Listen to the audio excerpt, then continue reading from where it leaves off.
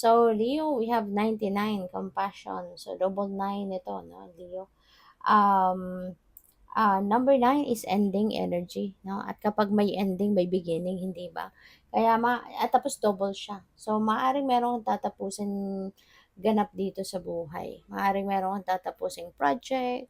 Kasi ano to completion, no? Yung number 9 is completion. So, baka meron kang trabaho na may task ka na tapos mo na or matatapos mo na, no? And you are starting a new job, or maybe you're starting a new project, mga na ganon.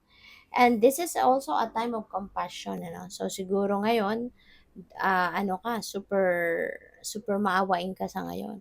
Maaring mayroong mga tao dito na talagang umaasa sa'yo. Mayroong mga tao dito na talagang kakaawaan mo or bibigyan mo ng tulong, yung mga ganyan, ano. So, yun. Or, pwede rin naman na baka ikaw yung nangangailangan ng compassion ng iba. Baka ikaw din yung nangangailangan ng tulong ng iba, support ng iba, yung mga gano'n, no? So, depende sa inyong sitwasyon. But maybe, yes, you need that compassion from other people, or baka ikaw yung magbibigay nito sa ibang tao. So what else? We have the energy of the rat. Ayan, be true to yourself and the universe will reward you.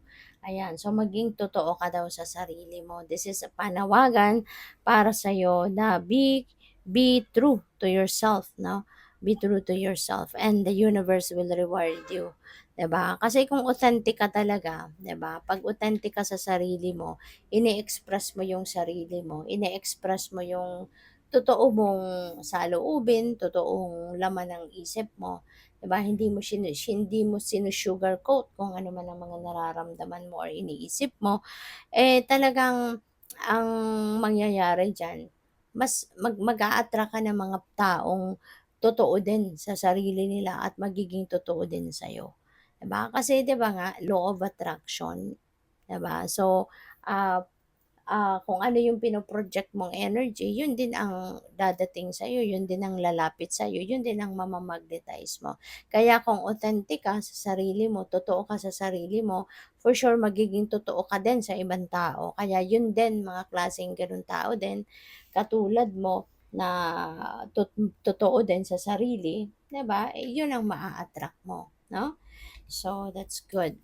So, tingnan natin kung ano pa ang ganap. And by the way, maraming salamat for subscribing. And if you haven't subscribed yet, subscribe na kayo. And also, maraming salamat din for not skipping the ads. Malaking bagay po yun